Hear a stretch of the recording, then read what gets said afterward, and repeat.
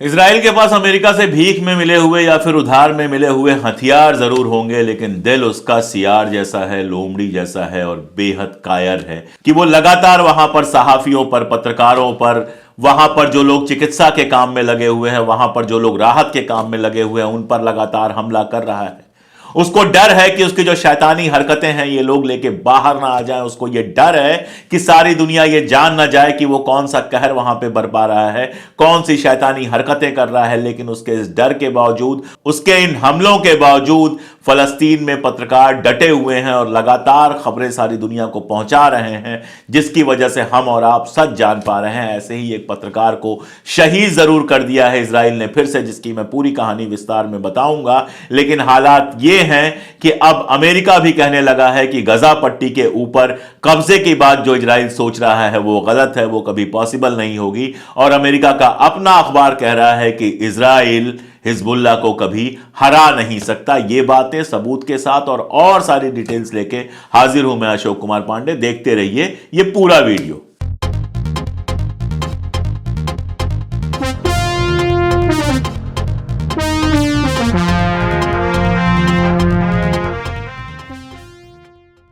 नमस्कार, मैं अशोक कुमार पांडे टीसीएच पर आपका एक बार फिर से स्वागत करता हूं।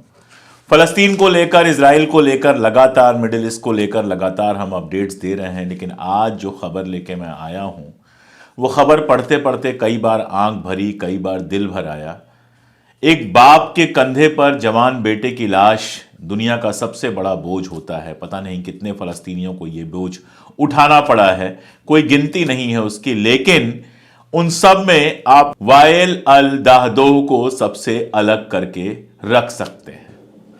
अल जजीरा के पत्रकार हैं वाइल अल दाहदोह और अल जजीरा के सबसे मजबूत पत्रकारों में से माने जाते हैं। लगातार उनकी रिपोर्ट्स, जो लोग अल जजीरा को फॉलो करते हैं उनकी लगातार रिपोर्ट्स देख सकते हैं फलस्तीन पे। कल उनके बेटे हमजा वल दाहदोह को मार दिया गया। और मारा कैसे गया? इजराइल ने घोषणा की कि वो जो क्षेत्र है वो सेफ जोन है। उस सेफ जोन में अपने एक साथी पत्रकार मुस्तफा थुरिया के साथ वो घूम रहे थे, कार में थे, और बाकायदा प्लान करके कार को अटैक किया गया और दोनों नौजवान पत्रकारों को मार दिया गया। दो यंग लड़के जिनकी जिद सिर्फ ये थी कि फलस्तीन का सच, गजा पट्टी का सच सारी दुनिया को दिखाएंगे, उनको आतंकवादी इजराइल ने मार डाला। मैं कह रहा हूं आतंकवादी, शैतान, जितनी गालियां देनी है इनबॉक्स में आप मुझे दे सकते हैं। आप चाहें तो मेरा भी वही हाल करवा सकते हैं जो आपने बाकियों का करवाया है। लेकिन मैं कह रहा हूं कि शैतान इजराइल ने दो युवा पत्रकारों को सेफ जोन में उनकी कार पर बम फेंककर मार डाला, रॉकेट फेंककर मार डाला। कायर इजराइल ने। कायर होता है वो जो पत्रकारों पर बम फेंकता है ताकि दुनिया को सच ना दिख सके। वायल के बारे में अगर आप इंटरनेट पर सर्च करेंगे तो बहुत कुछ मिलेगा। लेकिन अक्टूबर में उनके ऊपर पहला हमला हुआ, उनके परिवार पर पहला हमला हुआ, उनके घर पर रॉकेट फेंका गया। इसमें उनकी पत्नी मारी गई, उनकी बेटी मारी गई और एक ग्रैंडसन उनका मारा गया। इसके बाद फिर हमला किया गया। इस बार उनके एक बेटे को शहीद कर दिया गया। और यह तीसरा हमला था जिसमें उनके बेटे को शहीद किया गया, उस बेटे को जो पत्रकार था।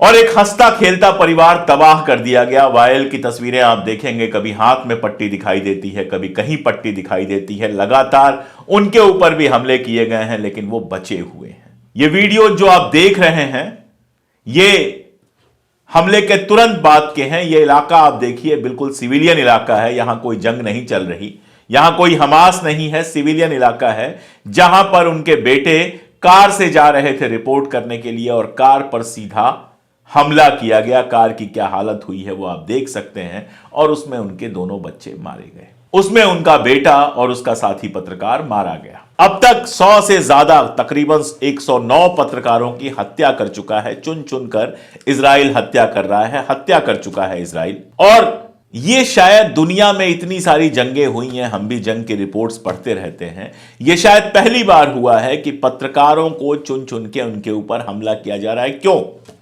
क्योंकि सोशल मीडिया से डर गया है इजराइल। वो जानता है कि उसकी हकीकत सारी दुनिया में ये सोशल मीडिया, अल जजीरा के पत्रकार और इस तरह के लोग लगातार लेके आ रहे हैं। वायल का किस्सा पढ़िए, कई बार आंख भरती है। 2 साल पहले इस बेटे की शादी हुई थी। उस वक्त का वीडियो आप देखिए, बाप और बेटे, पूरा का पूरा परिवार कितना खुश नजर आ रहा है। इसमें उनकी अहलिया, उनकी पत्नी भी नजर आ रही हैं, जिनकी अब हत्या की जा चुकी है। पूरे परिवार को चुन चुन के मारा गया है। ये खुशनुमा जो फोटोज हैं ज्यादा पुराने नहीं हैं, 2 साल पुराने फोटो हैं। इनकी जिद सिर्फ ये थी कि ये सच दिखाएंगे। मरने से ठीक पहले इनके बेटे ने, हमजा ने, जो ट्विटर पे पोस्ट किया था, उसमें अपने बाप की तारीफ की थी कि इतने मुश्किल हालात में भी कैसे वो लगातार पूरी ताकत के साथ सच बता रहे हैं, और ये कहा था कि उनसे मुझे प्रेरणा मिलती है। अगले दिन उनके बेटे को मार दिया गया। मारने के बाद पूरे गजा पट्टी में एक तहलका तो मचा ही हुआ है। पूरी दुनिया के जो इंसाफ पसंद और हक पसंद लोग हैं वो लगातार ट्विटर पर और बाकी सारी जगहों पर लिख रहे हैं। लेकिन सबसे दर्दनाक सीन वो है जिसमें वायल अपने बेटे का हाथ थामे हुए हैं, शायद हाथ ही बचा हो, हाथ थामे हुए हैं, आंखें भरी हुई हैं, उसको विदाई दे रहे हैं। उनकी बची हुई इकलौती बेटी, परिवार में कोई और नहीं बचा है, बाप बचे हैं, एक बेटी बची है और एक ग्रैंडसन बचा हुआ है। बची हुई बेटी उनके सीने से लगकर कह रही है कि आप मत जाइए, अब तो कोई नहीं बचा है, आपके अलावा कोई नहीं है जिसके कंधे पर मैं सर रख सकूं। उनका नाती, उनका जो ग्रैंडसन है, उसके साथ जाते हुए वायल दिख रहे हैं आपको। वो लड़का जिसके बाप को मार दिया गया, जिसकी दादी को मार दिया गया, जिसकी मां को मार दिया गया, पूरा परिवार खत्म कर दिया गया, छोटा सा बच्चा उसके साथ जाते हुए आप वायल को देख सकते हैं। और जा कहां रहे हैं?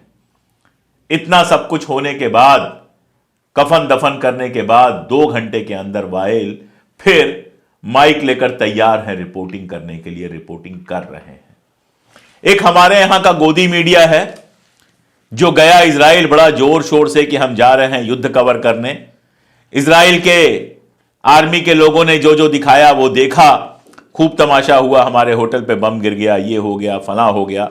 इजराइल की सड़कों पे थोड़ी धींगा मस्ती की और लौट आया, और बाकायदा सारे कपड़े वपड़े जो गियर वगैरह होता है पहन कर गया। एक खरोंच नहीं लगी, एक गली में घुसने की हिम्मत नहीं हुई, गजा पट्टी जाने की हिम्मत नहीं हुई, और इजराइल से ही, तेल अवीव से ही सारी की सारी रिपोर्टिंग करके फिर से हवाई जहाज में बैठकर लौट आया। और एक वो जांबाज मीडिया है जो अपने लोगों की हकीकत दिखाने के लिए इजराइल के बमों के सामने, इजराइल के रॉकेटों के सामने खड़ा है। 109 पत्रकार मारे गए हैं। अपने यहां अगर खरोंच आ जाती तो नोएडा के जो जंगल हैं, नोएडा के जो टीवी चैनल्स के दफ्तर हैं, उनमें सारे के सारे एंकर डांस करते हुए दिखाई देते, चिल्लाते हुए, चीखते हुए, पगलाए हुए दिखते। सरकार की दलाली में दिन रात नफरत फैलाने वाले इन एंकर्स को एक बार वायल दाहदोह से सीखना चाहिए, देखना चाहिए कि सच्ची पत्रकारिता क्या होती है। सच्ची पत्रकारिता वो होती है जिसमें सच दिखाने के लिए पत्रकार जान पर भी खेल जाता है।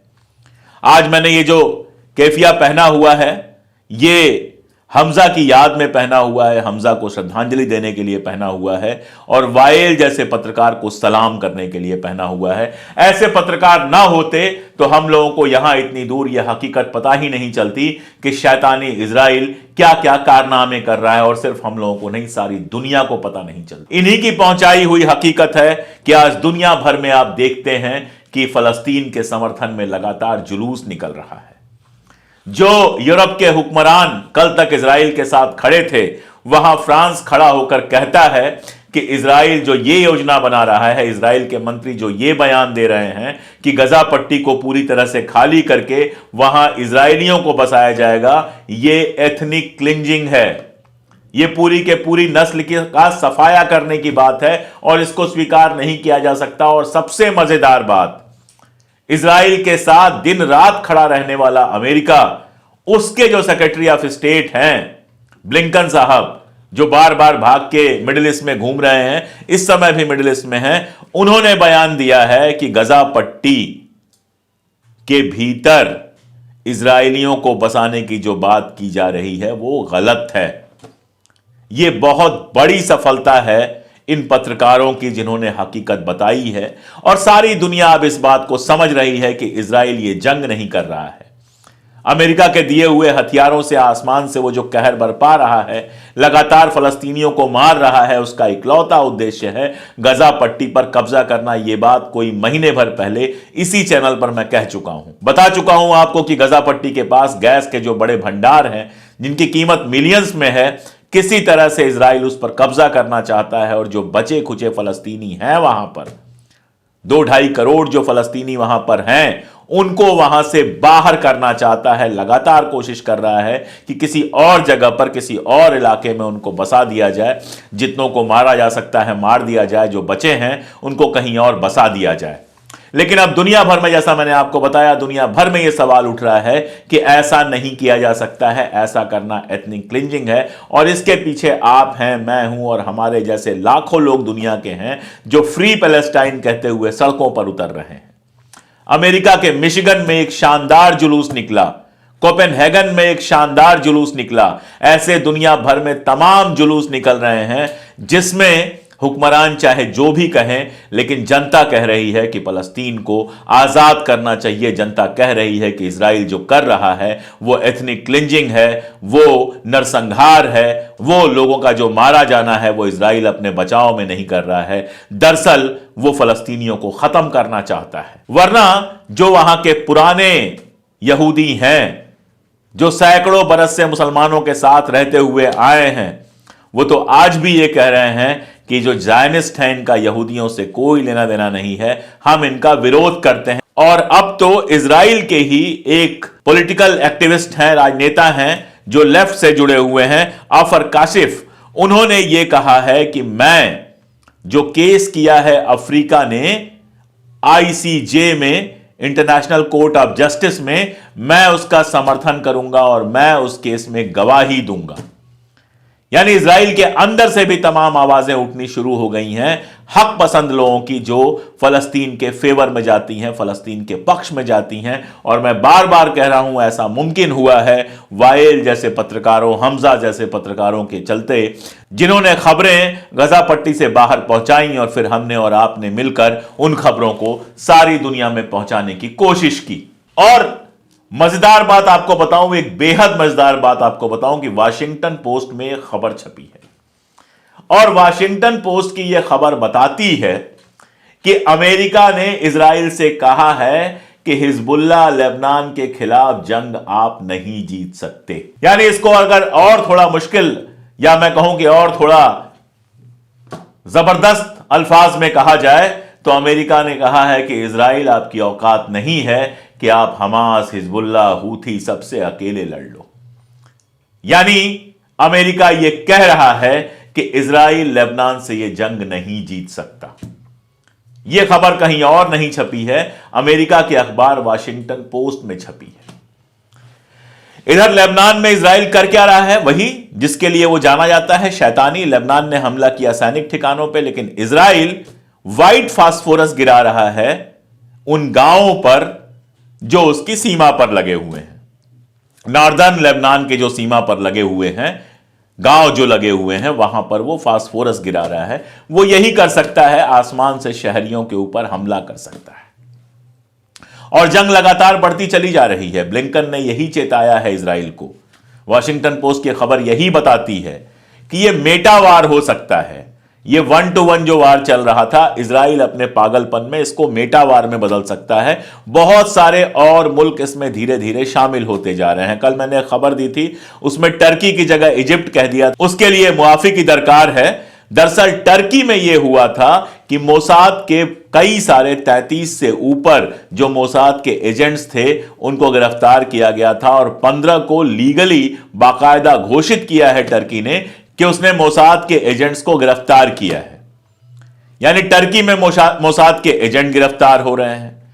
इधर इराक से यह सूचना आई है, इराक ने यह कहा है कि इराक की तरफ से इजराइल के ऊपर रॉकेट से हमला किया गया है, बाकायदा वीडियो जारी किया है। हिजबुल्ला लगातार हमला कर रहा है, जिसके चलते नॉर्दर्न इजराइल जो है वो खाली करवाया जा रहा है, वहां लगातार सायरन बज रहे हैं।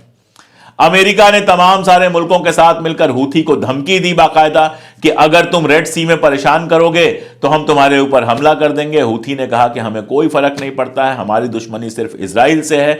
जब तक इजराइल हमास के ऊपर हमला करता रहेगा, जब तक इजराइल फलस्तीनियों के ऊपर हमला करता रहेगा, तब तक हम रेड सी से कोई जहाज नहीं गुजरने देंगे, चाहे अमेरिका आए चाहे कोई और मुल्क आए। और अमेरिका ने जब यह ग्रुप बनाया तो फ्रांस, इटली जैसे कई सारे मुल्क अमेरिका की सरपरस्ती में इसमें काम करने के लिए तैयार नहीं हुए। बहुत कोशिश की गई कि मिडिल ईस्ट से कुछ देशों को शामिल कर लिया जाए, लेकिन ले देके बहरीन एक शामिल हुआ है। बाकी सऊदी अरबिया जैसे मुल्कों ने भी इस टीम में शामिल होने से इंकार कर दिया है, क्योंकि हूथी के साथ कोई सीधी लड़ाई लड़ना नहीं चाहता। इधर अमेरिका के पूर्व राष्ट्रपति ट्रंप का एक बयान आया है और बहुत इंटरेस्टिंग बयान आया। मैंने आपको बताया कि मिशिगन जैसी जगह पर अमेरिका में एक बड़ा जुलूस निकला फलस्तीन के पक्ष में। मैं आपको बता चुका हूं कि किस तरह से लगातार जो बिडेन की जो पॉपुलैरिटी है वो घटती जा रही है। मैं आपको बता चुका हूं कि ओबामा ने जो बिडेन को सावधान किया है कि अगले चुनाव में तुम्हारा जीतना मुश्किल है।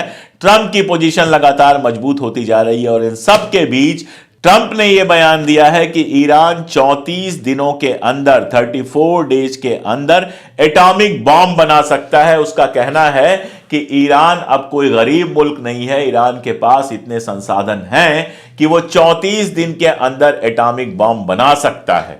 और मैं आपको बता चुका हूं कि अब ईरान के अंदर जो बम विस्फोट कराया गया था, हुसैन सुलेमानी की चौथी बरसी पर जो बम विस्फोट कराया गया था, उसके चलते कई लोगों को ईरान ने तो गिरफ्तार किया ही है, बल्कि अपनी मस्जिद पर लाल झंडा फहरा दिया है, जो प्रतिरोध का झंडा होता है, जो एहतिजाज का झंडा होता है। और इस झंडे का मतलब यह है कि ईरान ने जंग का ऐलान कर दिया है। अब जरा जोड़ के देखिए, 34 दिन में ईरान के पास एटॉमिक बम हो जाएगा और जंग का ऐलान। इधर हूथी, इराकी मिलिशिया, हमास तो खैर लड़ ही रहा है, लेबनान, सीरिया, इन सारी जगहों पे, सीरिया से मैंने आपको खबर दी थी कि सीरिया में जो रशियन सेना है उसने बाकायदा हमला किया था इजराइल के ऊपर। उधर रशिया और यूक्रेन का जो युद्ध चल रहा है, अमेरिका अब उसमें कोई इंटरेस्ट नहीं ले रहा है और रशिया लगातार उसको जीतता जा रहा है। चाइना और रशिया मिलकर हमास को सपोर्ट कर रहे हैं, इजराइल के खिलाफ हो गए। मैंने आपको बताया था कि रशिया के रिश्ते इजराइल के साथ बेहद खराब हो चुके हैं। इन सारी चीजों को आप जोड़ लीजिए, इजराइल लगातार एक ऐसी जंग में फंसता जा रहा है जो मल्टी डायमेंशनल है और जिसकी खबर पूरी दुनिया में पहुंच रही है। और यह सब हो क्यों रहा है? यह सब हो इसलिए रहा है कि इजराइल के पास कोई और चारा नहीं है। बेंजामिन नेतन्याहू अगर आज जंग रोक दे तो कल उसकी कुर्सी चली जाएगी, क्योंकि लगातार इजराइल में भी जुलूस निकल रहे हैं, यह विरोध हो रहा है, मुखालिफत हो रही है नेतन्याहू की। और कहा जा रहा है कि अगर आज की डेट में चुनाव हो जाए तो नेतन्याहू के पास 15 से 20% वोट बचे हैं। यानी नेतन्याहू जानता है कि जब तक जंग चलती रहेगी तब तक कुर्सी बची रहेगी। तो अपनी कुर्सी बचाने के लिए होता क्या है कि फासिस्ट जो होते हैं वो हमेशा खुद को बहुत ताकतवर दिखाते हैं। कोई 56 इंच के सीने की बात करता है, कोई किसी की बात करता है। वो बताना चाहते हैं अपनी जनता को, अपनी आवाम को कि हम तो बहुत ताकतवर हैं। और उसके नशे में जनता आ जाती है, क्योंकि उसको वही सूचना पहुंचाई जाती है, इजराइल की टीवी पे वही खबर चलती है जो इजराइल की गवर्नमेंट जानती है। तो इजराइल की टीवी पर कभी यह खबर नहीं आएगी कि वाशिंगटन पोस्ट कह रहा है कि भैया तुम लेबनान को नहीं हरा पाओगे। इजराइल की टीवी पे कभी यह खबर नहीं आएगी कि दुनिया भर के एक्सपर्ट्स कह रहे हैं कि फलस्तीन में तबाही चाहे जितनी ला दे इजराइल, लेकिन जो उसकी मंशा है फलस्तीन को खाली कराने की, गजा पट्टी को खाली कराने की, वो कभी पूरी नहीं होगी। जो उसकी दूसरी मंशा है कि फलस्तीन जब एक बार ये जंग खत्म हो जाए तो गजा पट्टी कैसे चलेगी ये मैं तय करूंगा। फ्रांस के राष्ट्रपति से लेकर ब्लिंकन तक कह चुके हैं कि गजा पट्टी में युद्ध के बाद क्या होगा ये तय करने का हक नेतन्याहू का नहीं है। लेकिन ये सारी खबरें कभी इजराइल की टीवी पे नहीं आएंगी। तो वहां की जो भक्त जनता है वो पगलाई रहेगी कि नेतन्याहू तो बहुत वीर है और वो जो चाहेगा वो कर लेगा। तो ये दिखाने के लिए इजराइल को लगातार जंग जारी रखनी पड़ेगी, लगातार फलस्तीन के लोगों की बलि लेनी पड़ेगी। और इन सब प्रोसेस में आपको मैं बता चुका हूं कि आर्थिक रूप से इजराइल तबाह हो रहा है। और अब यह खबर आ रही है कि अगर ईरान और बाकी सारे मुल्क शामिल होते हैं तो इजराइल के लिए यह जंग जीतना लगभग इम्पॉसिबल है।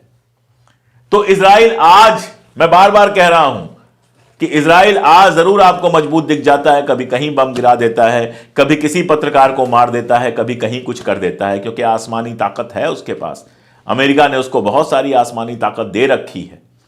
लेकिन इजराइल एक ऐसी लड़ाई में लगातार फंसता जा रहा है अपने इस पागलपन में, जो उसके अपने वजूद के लिए खतरा हो सकती है। दुनिया भर में जो बदनामी हो रही है उसकी, वो तो है ही। जो कई सारे मुल्कों में उसके चलते जायनिस्टों के खिलाफ जो गुस्सा भड़का हुआ है, वो तो है ही।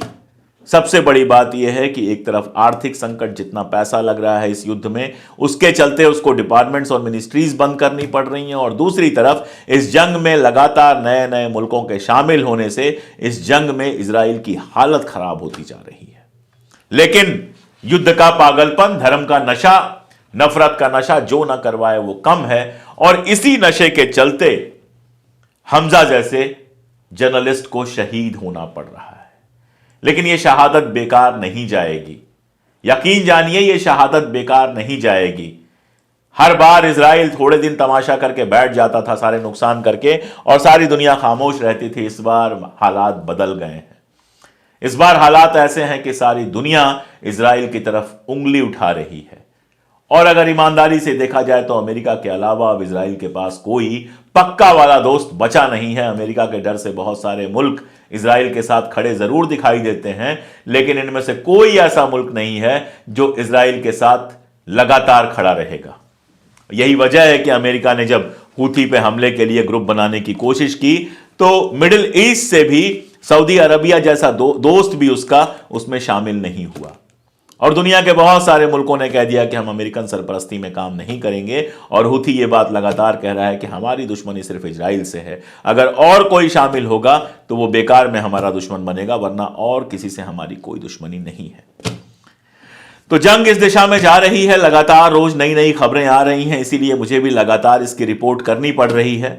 और हालात बड़े दिलचस्प भी होते जा रहे हैं, खतरनाक भी होते जा रहे हैं। हर नए दिन जो नई खबर आती है वो थोड़ी चिंता भी पैदा करती है, क्योंकि अगर इजराइल की ये जंग मेटा जंग में बदलती है, अगर ये मिनी विश्व युद्ध टाइप की कोई चीज होती है, तो वो सारी दुनिया के लिए बहुत खतरनाक होगी। आप जानते हैं मिडिल ईस्ट सारी दुनिया को पेट्रोल भी सप्लाई करता है, डीजल भी सप्लाई करता है, गैस भी सप्लाई करता है, और पूरा ट्रेड रूट उधर से है। तो अगर ऐसी जंग होती है जिसमें कम से कम पूरा मिडिल ईस्ट शामिल हो जाता है, तो ये समझिए कि पूरी दुनिया के इकानमी के लिए ये बेहद खतरनाक होगा। इसलिए बेहतर तो यही होता कि नेतन्याहू अपनी कुर्सी छोड़ता, माफी मांगता और इस जंग को बंद करता। लेकिन शैतान के पास इतनी इंसानियत कहां होती है कि वो अपनी गलतियों के लिए माफी मांग सके, या फिर अपने जो पाप हैं उनको रोक सके।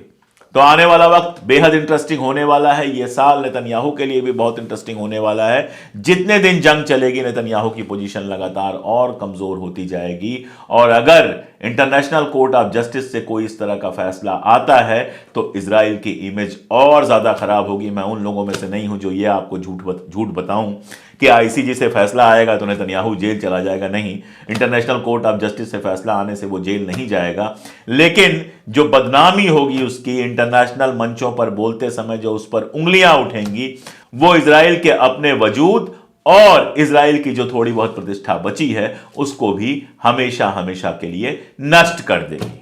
आज के लिए इतना ही। एक बार फिर से उस बहादुर नौजवान हमजा को श्रद्धांजलि, उस बहादुर नौजवान मुस्तफा को श्रद्धांजलि, और पूरी ताकत के साथ यह बात कि फलस्तीन को आजाद करना चाहिए, फ्री पैलेस्टाइन। अगर फलस्तीन आजाद नहीं होगा तो मिडिल ईस्ट में कभी शांति स्थापित नहीं होगी, और अगर मिडिल ईस्ट शांत नहीं होगा तो पूरी दुनिया में जंग की संभावना हमेशा बनी रहेगी। आज के लिए इतना ही, और वही अपील कि हमारे साथ जुड़े रहिए। अगर आपको लगता है कि हम हक बात कर रहे हैं, हम इंसाफ की बात कर रहे हैं, हम लगातार फलस्तीन और इजराइल पर आपको तार्किक और क्रेडिबल खबरें दे रहे हैं, तो हमारे साथ जुड़िए। पिन कमेंट है, उसको खोल के देखिए। और एक अपील तो मैं आपसे करूंगा ही कि 89 रुपीज पर मंथ की एक मेंबरशिप तो आप ले ही सकते हैं, जो रोज की एक चाय से भी सस्ती है। आपकी जो ये मदद होती है, आपका जो ये साथ आना है, वही हमें वो ताकत देता है कि हम कैमरे और सत्ता की आंख में आंख डालकर सच बोल पाते हैं। बहुत शुक्रिया।